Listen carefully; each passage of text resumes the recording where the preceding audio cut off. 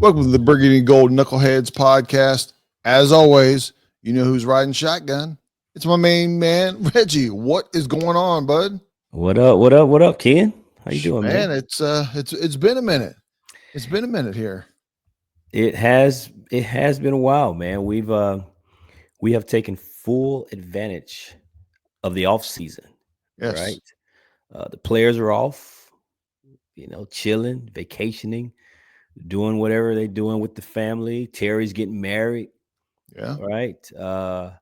All these things. So here we are, just kind of chilling a little bit. But it's been a while, as you pointed out. So we wanted to kind of get back in touch with the listeners and kind of put some content out and just let everybody know we're still around. We're still out here. We're still alive. We're still kicking. We're working. We're here. Your boys are back, man. At the end of the day, the boys are back. Yeah. And it's kind of there's not too many lulls in the NFL, but this is kind of one. It's that you have free agency in mid-March, and the first week and a half is frantic. Everybody's getting players and moving players and everything, and then all of a sudden it just like drops off and there's nothing.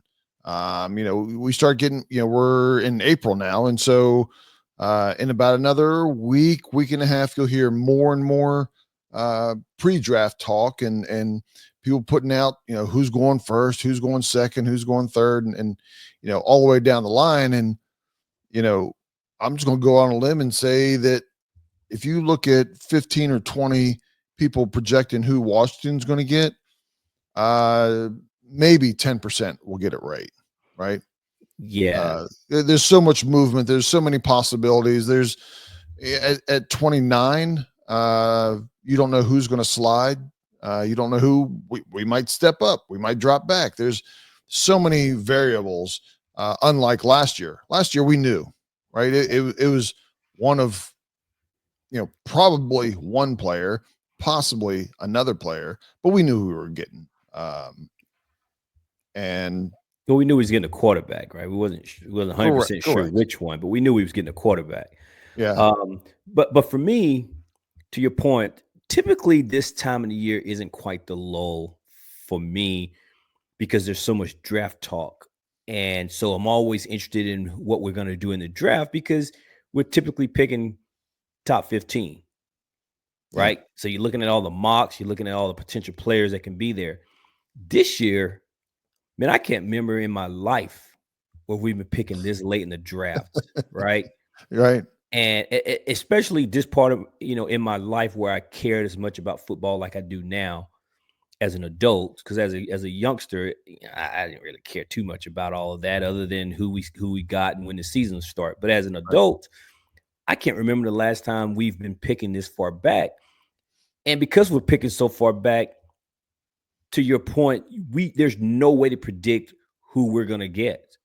Right. Because we don't know who will be available. You don't know, to your point, who's going to slide.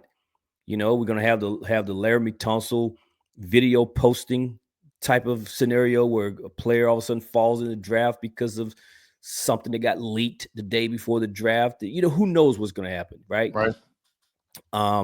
So because of that, I've not paid too much attention because to me it doesn't matter because it could be one of a dozen players that we could potentially pick.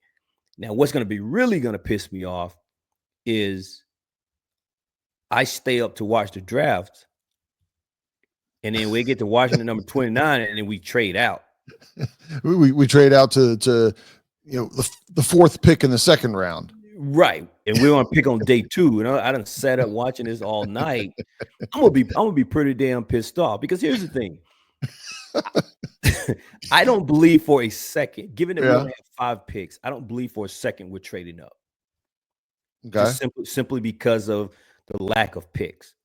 So we're either going to stay at 29 or we're going to trade. And let me tell you, man, if I done sat up late at night, because it's only round 1 on the first night, and they get to number 29, they go, and there's been a trade. Washington's traded out with so-and-so, and they've got a second and a third, which is the draft for tomorrow. Right. I'm going to be mad as hell.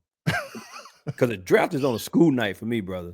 I mean, and for you, not only did you stay up late, but now you're agitated and you won't be able to go to sleep. That's right.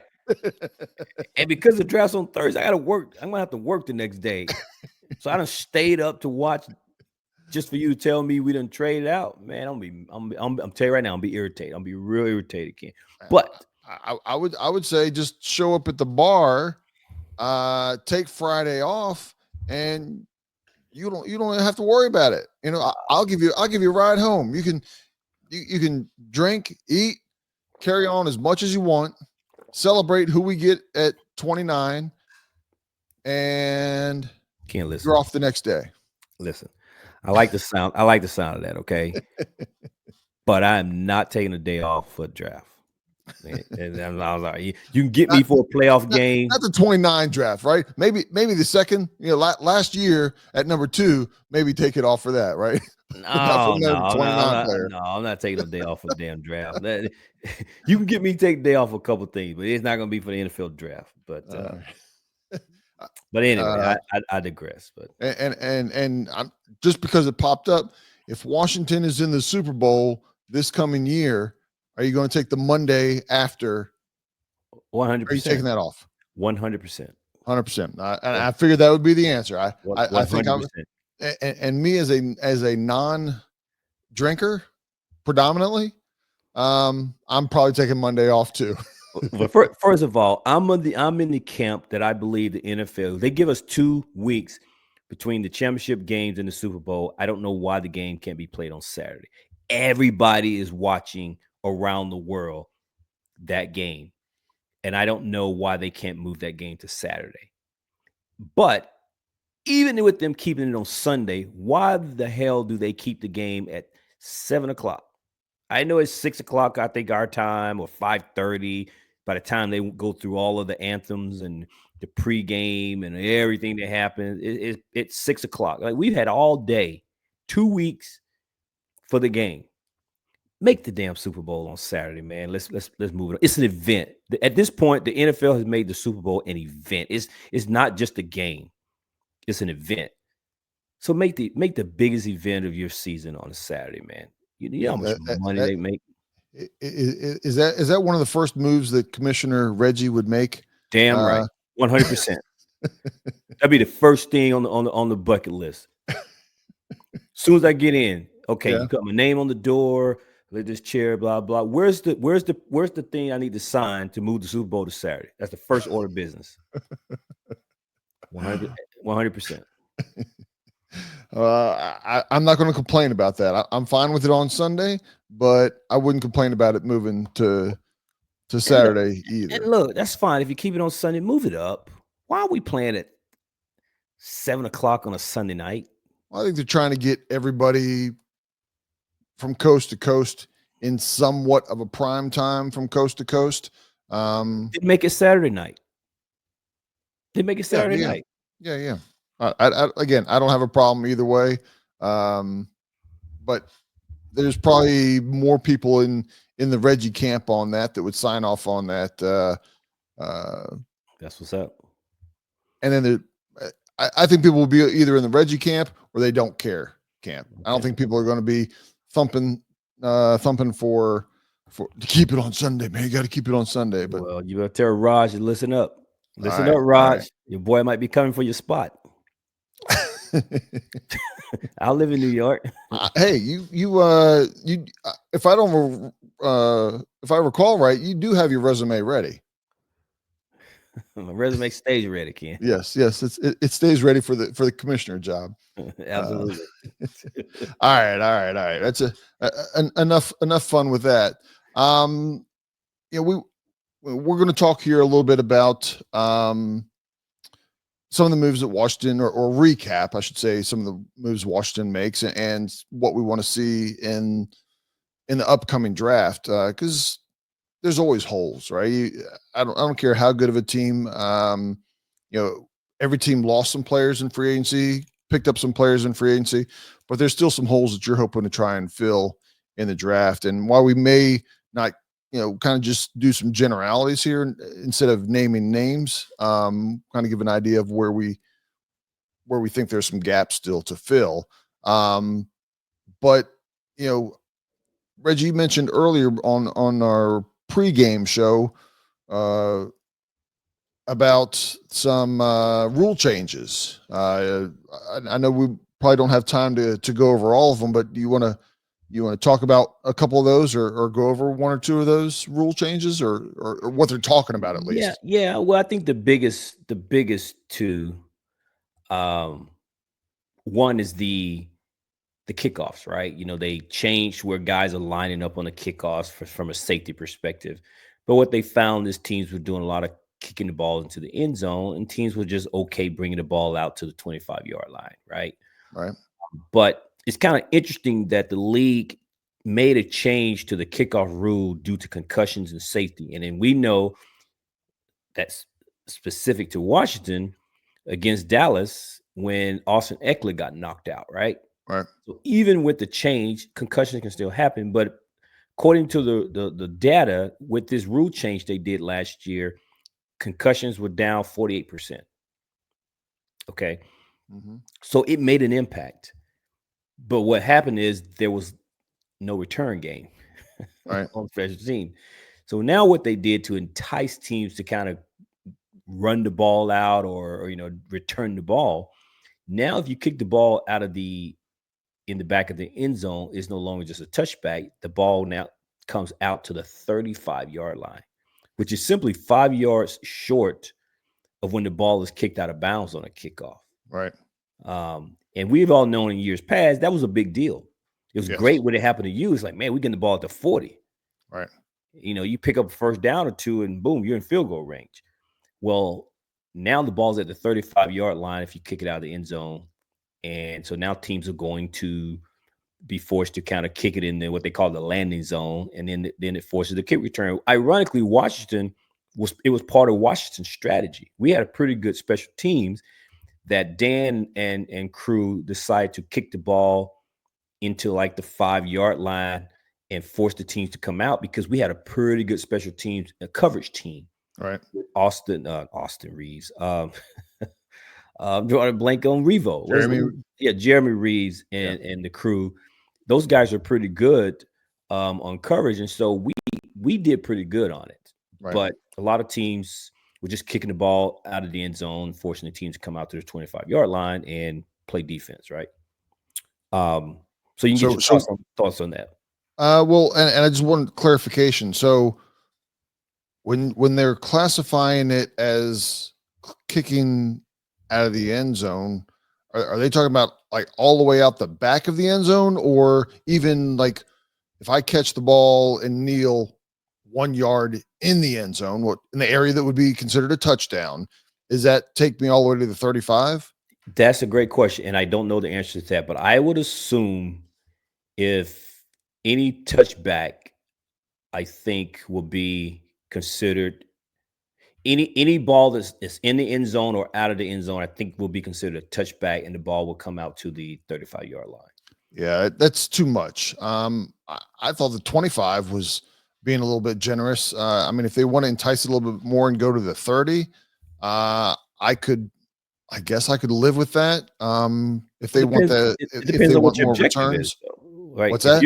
It depends what your objective as the commissioner in the league. If they're trying to entice you Right. to run the ball back, then that's a huge penalty. If you don't, that's a huge penalty for the kicking team if you don't allow the receiving team a chance to run it back. So it's Right. going to force you to kick it short of the end zone and then try to get down there and do your coverage and Right. hopefully get them to stop them at the 20, the 25, as opposed to letting them automatically start at the 35. Right. And so you you're going to see primarily people running it back, which which is the what more they're run trying to do. backs, the higher your odds are of a concussion. Which is the irony of the whole thing, right? They changed it. They didn't get as many kickoffs. And now they're saying, well, we want more kickoffs. And it's like, so are you going to get more concussion? But again, now remember where they line up. They're no longer running full speed. I think they're 10 yards apart or whatever it is. Yeah. Now before they start colliding. So, I don't know. We'll see. Yeah. I mean, look, we're talking about thoroughbred athletes out there. they get up to speed real fast. Oh, for sure. You know, and the guy that's running the ball back, he's already had, 10, 15, 20 yards of Head speed to come get it. So are there some collisions that are a little less forceful from an impact perspective? Yeah, but there's still a lot of thumping going on because people are trying to make plays, people are trying to win teams, and people trying to keep their jobs, keep their high paying jobs. We saw it The firsthand with Austin yeah, Eckler. yeah. I mean, the worst paying job in the NFL is better than most of us are making, right? Yeah. Yeah, because So again, Austin Eckler went into concussion protocol and missed 4 games as a result of yeah, and even when he came back, I think it still took him it took him a couple weeks. yeah. Yeah, it was about playoff time before he got everything back on track. Yeah. Yeah, Um, the big one though is the elimination of the tush push, right? That the Eagles have made famous. And they voted. It was a 16-16 tie on the vote, and then they have tabled the revote of that. I think into May. There's going to be another owners meeting um, here sometime, and I think in May, and then they would do a revote on the tush push. What are your thoughts on tush push? You don't care? You think they should ban it? It's nothing wrong with it. Leave it how it is. What are your thoughts? um, I haven't really budged on this since, I don't know about the first time, but within a handful of times of seeing it. I think it's a genius play. Okay. Right. They figured out how to use their leverage and their manpower, horsepower to their advantage. And when you're putting all that, thousands of pounds of force basically in one spot, it's hard for somebody to stop. With that being said, that's a lot of force potential on people getting injured. And I'm going to include, when you think about it, you think about the defense, right? Getting necks jammed and everything, but I would say the offensive linemen also.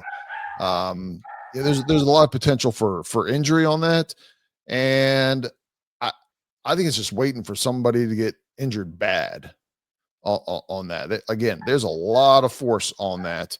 It's you could say on a 4th and 1 where everybody's all the way across the line, the old school, everybody's going, but you're going against one person, maybe 2 people.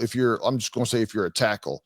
Now if you're a tackle or nose guard, you got 7 people, shoving your neck and your back, and you turn the wrong way and they're going to keep on driving. It doesn't matter how much you're screaming underneath the pile there.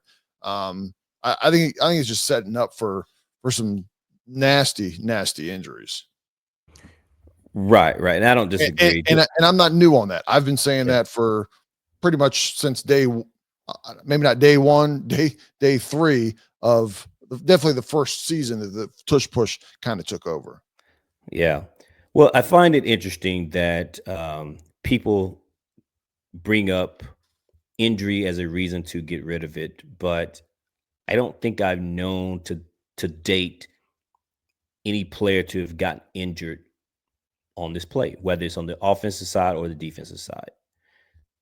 But injury is always one of the reasons is why it should be banned. But nonetheless, I'm not going to say the play should be banned. I should say they should make the play fair. If they're not going to make it fair, then they should ban it. And what I mean by that is the tush push looks very much like a quarterback sneak, which is essentially what it is.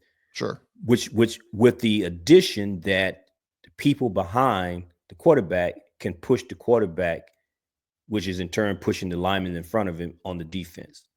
The advantage, though, to that is the offensive players can push and they know the snap count. Right. The defense can't do that. If I get behind, if Frankie Louvu is a linebacker, Bobby Wagner is a linebacker, all of a sudden gets behind Deron Payne, John Allen, Johnny Newton, whoever's on the defensive line, and push, that's a penalty. So the offense can push from behind, but the defense can't push. So to me, how do you stop the play? Well, it's always the advantage to the offense. So to me, either you allow the offense to run the play and allow the defense to then push as well, and now it's power against power, or you say, offense, you can go for it, and it's no different than a quarterback sneak, but we can't have you pushing the quarterback because the defense can't push. So either you're going to make it the same or you ban the play, but you can't leave it in the status quo, because status quo to me right now is this an unfair advantage play by the offense. Well, and then and to piggyback on that, I don't know if it's field goals or punts. I think it's field goals where you can't double team the center. Correct. Right? You can't line up right over top. Why are they doing that? They're doing that for his safety. Oh, safety. Right. And so you're going to go ahead and turn that around and have, I mean, look, you take the center, two guards, and sometimes they put guards. They put people behind them, yeah. Guards or tight ends line up as running backs on the tush push. I mean, and the running back is back there. So, yeah, the running back or even quarterbacks in this league are 2 1/4. Right. We're not talking about a $150 quarterback back there. So all that force on one or two players. I mean, other people are coming in and pushing at an angle, but the two tackles or a nose tackle and another tackle are taking the brunt of all that force. I agree. And so that's why I say either allow the defense to then push the other way, or you stop the offense from being able to push from behind the line of scrimmage as well, and just make it power, mano y mano. But the way the play is allowed to be executed today, where the defense can't push, but the offense can, it's an advantage offense. And then again, they know the snap count, so they're going to be a split second in front of the defense anyway. So yeah, I don't think the play's fair. Right. So either eliminate it altogether or change it where the defense can do it, and then it's a fair play. Because from that point, then again, I know I'm reiterating myself here. It's just power against power, and it's no different than just a run play or pass play, right, or quarterback sneak for essentially at that point. But but anyway, I don't know. I'm kind of curious to see how that's all gonna come down. But there will be a revote on that later in May. Yeah, and I know one of the arguments that people are going to have, and talking about injuries, and then we'll move on real quick. One of the reasons why we're not seeing a lot of injuries is because there's only one team that does it, right? For the most part, there's one team. If it continues, other teams are going to say, "Hey, look, we got to be able to pick up that 1 yard too. Let's try to do this." And all of a sudden, if you've got 20 teams doing it, and it's happening. But in one game between the two teams, it's happening 4 or 5 times, but it's happening on every single game. Somebody is doing it 3 to 5 times a game. Now you're going to start seeing injuries because it's a play that's happening a whole lot more. That's fair. That's fair. But go ahead. No, I was going to say that's fair. So what do you think, I guess, just overall, I guess, on what we've done thus far in free agency, right? We did a whole bunch of re-signing some of our own, and then we re-signed a lot of, first-time players. And there were a ton of one-year contracts, right? Very similar game plan to what they did this past last year, all season, and it was a repeat of this. And clearly they loaded up on the defensive line, right? Defensive line and defensive ends, right? So just curious what your thoughts on Washington's approach to this offseason. Well, I mean, so far that we've got two different stories. Free agency itself has been boring, right? We thought there was going to be a bunch of big splashes, and there were none. But then there's the trade side of the house, You know, you went and got Tunsil and you got Debo Samuel. Ken, let me just say this: the man's name is Tunsil. What I say? You keep calling him Tunsil. I can't let you keep going on like this. I said Tunsil. You said Tonsil. No. If I did, I just mispronounced it. I know his name. So Laremy Tunsil. Laremy Tunsil. Yeah. Okay. When you hear I'm gonna have to go back and listen. I'm gonna have to go back and listen. You did it the first time we did it too, and I thought maybe it was just you, but I can't help people making fun of you because you're my boy. Look. I am known for butchering somebody's name. I know his name's Laremy Tunsil. I may have misspoken unknowingly. You were saying tonsil, but I think it was you had that elongated tonsil on it, so it was just trying to help you out, man. It's part of the country I come from. That's how we talk, man. This is how we talk. Well, I don't want Laremy Tunsil to hear you calling him Tonsil, and he want to have a word with you. He's a big boy. I bet you I get it straightened out real quick at that point, wouldn't I? you know what I'd call him at that point, sir. Just call him LT. Yeah, just call me LT. Just call him man. sir. Yeah. But you know, when you look at just the straight free agency, we only paid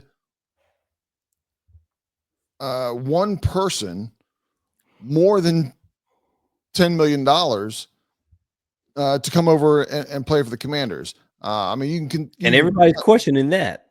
A lot of people questioning whether or not they should have gave him the money that he did get. Without a doubt, I think that, and that's legitimate, right? I don't know that he's earned $15 million a year. He may end up being a good player, but Washington definitely overvalued. We valued him more. I'm not going to say overvalued until he actually performs, but we valued him higher financially than what most teams, most scouts, most sports people would say that he should have been getting. Did we? From things that I heard and performance, and again, if he comes in and performs, here's why I say did we. How do we know that he wasn't offered a very similar contract by someone, but he chose Washington because of familiarity with the defensive line? Darryl Tapp, Dan Quinn, Adam Peters. Right? All we know is we paid him, but that doesn't mean that he didn't have a similar offer from someone else. That's the only thing I'm not saying that we didn't pay him a lot, but I don't want to sit and say that we overpaid compared to anyone else simply because we ultimately signed him. It's just that maybe he chose us over another team. I think the consensus was he got how much? He got 15. Ooh, okay, good for him, right? Yeah. And that was kind of thing. It was good for him. Ooh, he got that much. Oh, okay, good for him. Okay, it was both sides.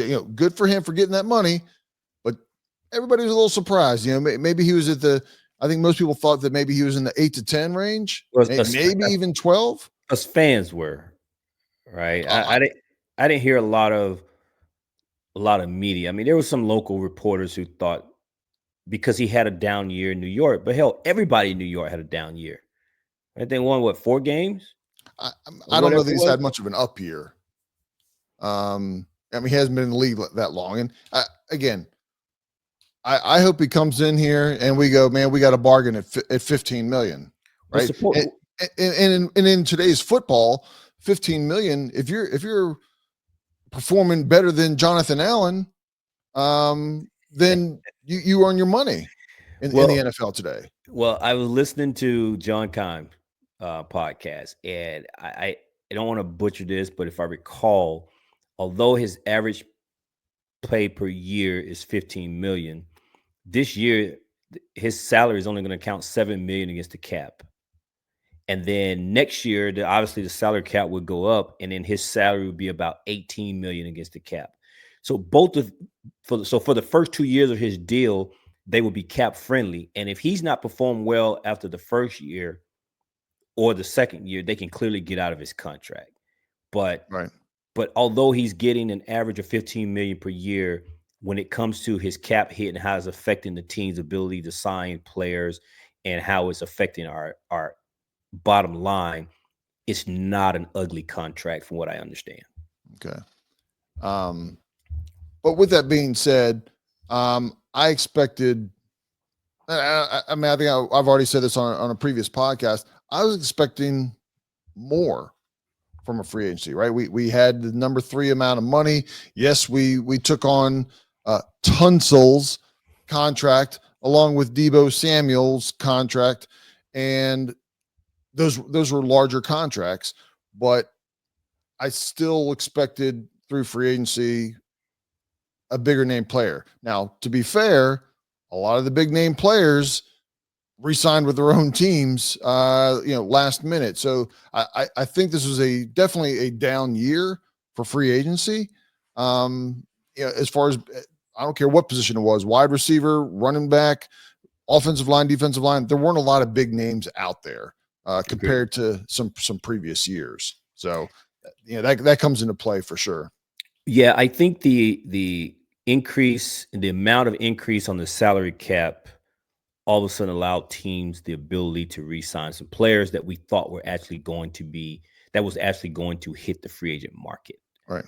So now teams were able to keep their guys as opposed to them leaving. And I think that was the impact to the lack of big names that we did not see that moved to Washington. Right.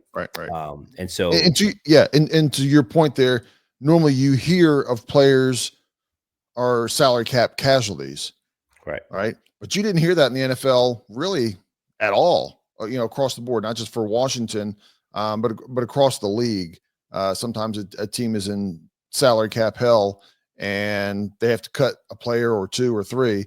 I think people that cut their players now or this past year, they looked at it and go, hey, this guy's making 22 million. We don't think he's worth 22 million for what he's been doing. We're just going to, get some salary cap relief and sign somebody either at that price that performs better or performs the same at $15 million.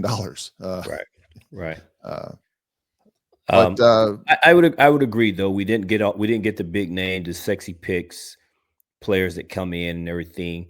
But what gives me comfort is to know that they signed a lot of guys last year that we were like, who are these guys? And they ended up being key contributors on our team. So they seem to be more along with guys that fit what they're doing and not necessarily the name on the back of the jersey.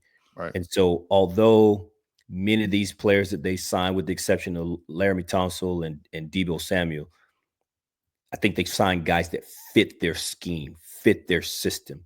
And I think I'll use the defense as an example. I think the defense is going to be better overall because you got everybody moving in the same direction, playing as a unit as opposed to individuals on the defense. That doesn't mean I didn't want a stud pass rusher, because we know those guys can be game wreckers, whether that would have been, Myles Garrett, Trey Hendrickson, the disgruntled Micah Parsons over here in Dallas, or some guy in the draft. Khalil Mack was a free agency that stayed with the Chargers. All those guys would have been great to get, and I would have been happy to get them. But I feel confident that the defense will move as a unit, as a solid unit. And you're going to look at our defense, you're going to go, who are these guys? But I think the defense is going to be pretty solid, and the depth is going to be out of control, man. Yeah. And that leads us, to the draft. The draft is at the end of April. We're talking roughly 3 weeks away. Like I said, another week to 10 days. It's really going to get hot and heavy. Everybody is going to have their Mel Kiper type of board. Mel Kiper is probably the most famous for putting it out there and kind of starting all the boards, nationally through ESPN. But now every news service, every Knuckleheads podcast out there comes up with something out there.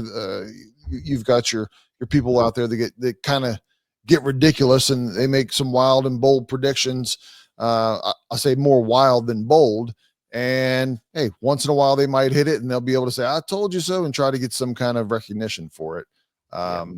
But the thing about mock drafts that I don't really get involved in, because you don't know who's going to trade. And over the past few years, draft day trades has been a big proponent of maneuvering, right? In years past, people held on to their picks. It was hard to move up and down the board. Now, I think, was it last year or 2 years ago, they had the record number of trades during the draft because everybody just moving up and down the board, taking these picks and using it to move up and then moving down. I mean, so it's all over the place. So when you do these mock drafts, especially outside of, I'd say, maybe the top 5 or 10, you don't know what teams are going to do. They don't anticipate trades from a guy picking in 22, moving up to, 15 or 12 or something like that. Right. So yeah, when you do top 5, you could probably pretty much get that right. But once you start getting outside of top 10, man, it's just pure speculation. And me personally, I don't get too much in all the speculation of the draft like that. Yeah. But to your point, I think we have a new generation of GMs who are comfortable going after it. Yep. I think a lot of GMs in the 80s, 90s, even early 2000s were very conservative across the board. I'm not saying there wasn't a team here and there, but they were more conservative, to where now more GMs are willing to take that gamble, take that risk. And part of it is because it's every year becomes more and more of a win now approach. And when you have a team like Houston who turned it around in 1 year, and then Washington turned it around in 1 year, if you're a team like I'll just throw the Giants out there, who've been flapping in the wind for a couple years now with a new coach, it's a win now approach if you want to keep your job as a GM or as the head coach. So you tend to make risky gambles. I mean, last year we had the number 2 pick, and reports were that Adam Peters was looking to move from the second pick in the second round back into the first round and pick up an offensive tackle. Just the cost was too high, and trying to get a team that wanted to work with you didn't work out. Right. Then a couple of players that he was looking at, went off the board with whatever team, and you move on to playing D, E, and F. You got to be flexible. And again, I think that's the way GMs are in this league right now. Much more aggressive of making moves and building something. The other parts of that too is you see that not only are GMs more willing to will and deal and trade on draft day, you'll see also that they're more likely to trade even within the division. Right. I mean, hell, when Washington in last year, we traded with Philadelphia. We moved back. I think in the second round, if I'm not mistaken. Correct.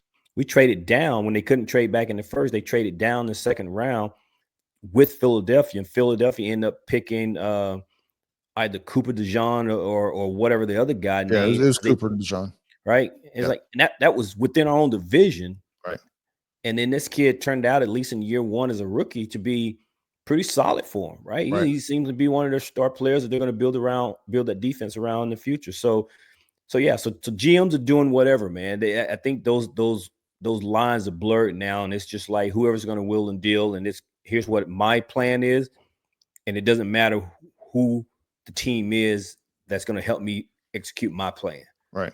So, but it is what it is, man. But hey, Adam, if I sit up and watch that, I'm telling you, man, they trade that pick on Thursday night. You got to keep trusting in Adam, right? I trust him, but I'm still gonna be mad though. Like, man, I could have went to bed. Yeah, he should have called you before the night started. Yeah, right? He could have said, "Look, man, I get up at 5 a.m. He could have just called me and said, Reg, man, go ahead and go to bed, dog. Go to bed. We got some other things. We'll see you on Friday, day 2. Yeah, hey, man, imagine if you were East Coast time, right? That's what I'm saying. That exactly. Yeah. You'd be toilet paper in his house or something Come like on, that. You come know, on. I know Reggie. Reggie will toilet paper somebody's house in a heartbeat, man. I might. But hey, Pete, give me a heads up, man. Just give me a sign on one of your pressers and let me know. Yeah. Just go on to bed, dog. Well, with all that being said, Washington definitely still has some holes that in a perfect world we'd be able to fill through the draft. I think everybody knows defensive end is one of those positions. Outside of defensive end, what else would you like to fill in the first or second round with one of the high picks? Wow. Well, that's a good question, man. Outside of a pass rusher, which to your point, everybody knows that's probably the number one need. I'd probably say it's a toss up between a corner or a game breaking running back. I'm not sure which one, but it's Okay. between those two. Okay. Specifically going into this draft, because again, I think the depth and the quality of the players that they have across the defensive line to will be okay. I don't think that's going to be necessarily the weak point of our defense. Um, I think being able to offset, because there's some question marks. If we're being fully honest here, there's some question marks about Marshawn Lattimore. And even if Marshawn Lattimore returns to form, you still got to be able to prep for what's next. Because Right. after that, I think he'll be a free agent, right? And then you still got Mike Sanders still and whomever. But Right. we're one injury away from having, you know, the backup guys come in and be starters like Igbanami and Noah Right. Igbanami, I think is how you say his name. And so a good corner or someone who, because this is probably going to be Austin Eckler's last year, and then at some point Brian Robinson is either going to be a free agent or do a contract. And although I like Brian Robinson, I think we need a difference maker back there, a guy that can change the game, that can complement him. So it would be one of those two. How about you? Um, here's where I'm going to get controversial. And Quarterback? You gonna go quarterback? No, I'm not going quarterback. But I think my approach this season coming up is going to be. I would. My approach is going to be, like I said, I think it's going to be a little controversial here. Well, let me hear it. I, Come I on. I don't think our defense is going to be much better than last year. It may be a pinch better. It may be a pinch worse. We loaded up with a damn good left tackle. Went and got a damn good wide receiver on an already potent offense. I'm going into this draft unless somebody truly falls on defense that I cannot pass on. I'm going all offense from top to bottom. I am all in on the offense. My approach is you are not going to stop us. You are not going to stop us. I want our defense to be good enough. Wait a minute. Good enough Hang to on. slow them down. Hang on. So let me make So, sure I understand, because you threw me a curveball. yes, I So did. if we don't go a stud defensive end I pass don't even want a rusher, stud defensive end. I don't want him. you're not even interested in that. I'm not even interested. You want to go all offense. Look, if somebody that should be at number 10 falls all the way to 29, okay, we can change the conversation. But if players fall roughly in the neighborhood, maybe a couple picks high, a couple picks low, I'm all in on offense. At 29, give me the best offensive lineman that's not a left tackle. Give me the running back. Give me a tight end. Give me the best of whatever it is especially in the first two rounds. And I'm going to tell you, you get the ball 9 or 10 possessions. If you get the ball 10 possessions a game, we're going to be scoring 8 of them. And it's not going to necessarily be fast, right? Because if I'm beefing up my offense, we're running the ball. We're controlling how we want to score. We're going to score some big and fast. We're going to run the ball and just pound it down your face. And we're going to say, can you hang 35 on us every game? Because we're scoring 35. Okay. And that is and that's based off of what we have this year and what and this also has to do with next year, because if we're drafting these players, most of our offense right now will be back in 2026. Okay. Right. So we have it established. So when we go in, whether we win the Super Bowl, whether we make it to the playoffs and come up short, going into the next year, we can focus on within free agency and the draft on defense and get those key players, because I don't think that they're necessarily there right now. We didn't go out there and get that big impact defensive end, defensive tackle. Now, maybe Kinlaw is going to be the guy. I don't know. I'm just going to tell you, I don't have great confidence. He may be a solid player, but I'm talking about impact player. Next year through the draft, you'll have some of your draft picks, so you could move up if you need to. You go through free agency and make those. Maybe you make a trade for somebody. You don't know who's going to be available. I'm all in on offense this year. That is where we shine. Instead of just shining, let's polish it up to a mirror finish. So as Dan Quinn would say, our superpower as a team is offense. So let's do what we do best. Yeah, look, man, let's shine it up like chrome and go. I'm shocked by this. Yes. I don't necessarily say I hate it. I'm thinking of building both sides of the ball, traditional way of building and making your team better. I don't hate it. I don't not like it. And if they did that, I'd be fine with it, because I think although our defense won't be top 5, I do think we have raised the floor defensively with everybody that we have brought back, everybody that we signed, and everyone that we brought in. I think we've raised the floor. And to your point, is you make the offense that much more explosive, because at one point we were the leading the league in offense scoring.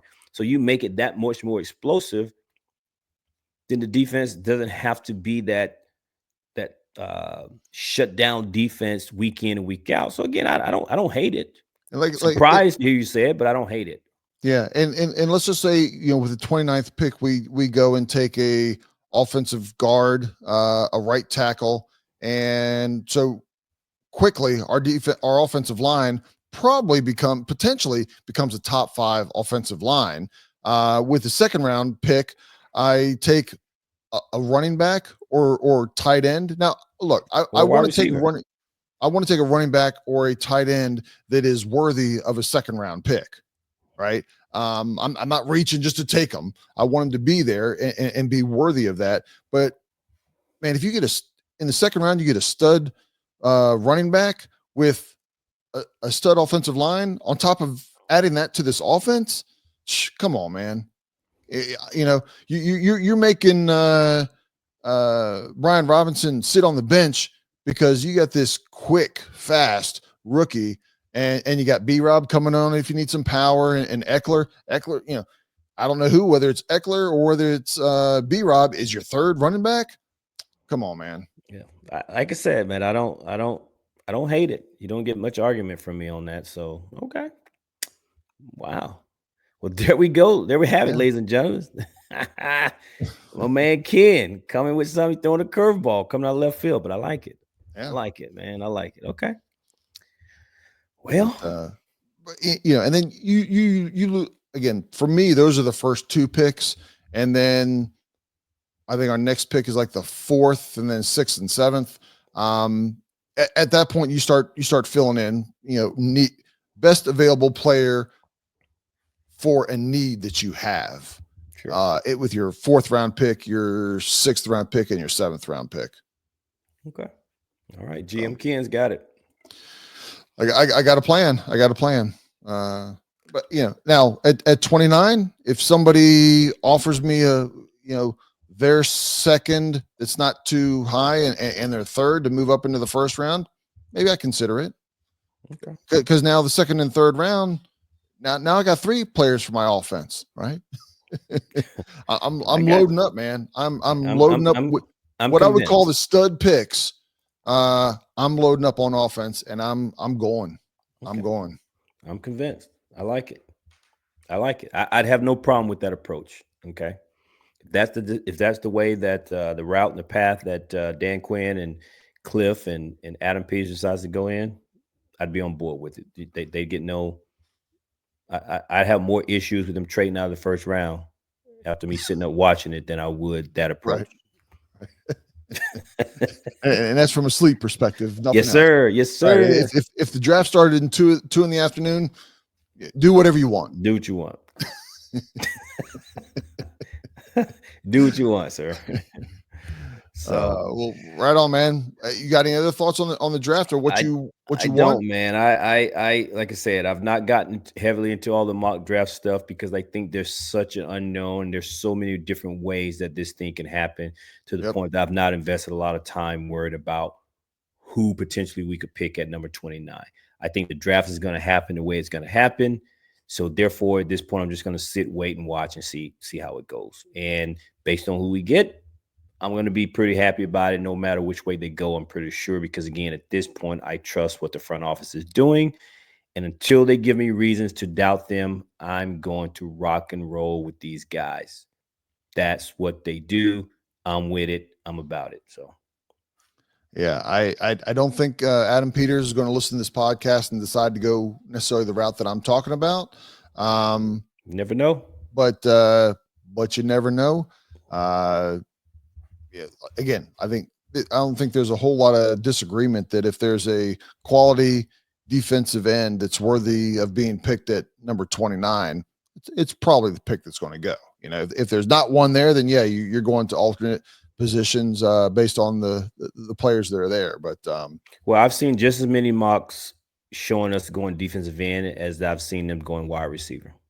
So yeah, a wide receiver would surprise me. No, man, they're saying some of the top wideouts going to be there. Yeah. Wide receivers is one of those positions that once there's a run on it, man, you'll get 3 wide receivers out of 4 picks. Yeah. That might be in the teens, that might be in the 20s. But wide receivers, they go on runs. It's definitely one of those positions. Teams feel like they got to get one. Yep. The price they're going now, you better get one on a rookie deal, man. Yep. So cool, man. That's all I got. Man. You got anything else? I got nothing else, man. It's good to get back. Good to be back on here. And we hope everyone has enjoyed their spring, I guess, started the summer here before long. Yep. At least in our part of the world, folks, it starts to get hot pretty early. So our summer comes early. But spring break has happened for a lot of folks, and we hope everyone was safe and had a good time. And we're going to be getting back in the swing of things and bringing you more content. So we appreciate you tuning in, listening. Please make sure you like, share, and subscribe to our podcast because we will continue to bring this to your ears. Yep. And we'll be doing another podcast before the draft, without a doubt. But we just kind of want to roll out what we were thinking.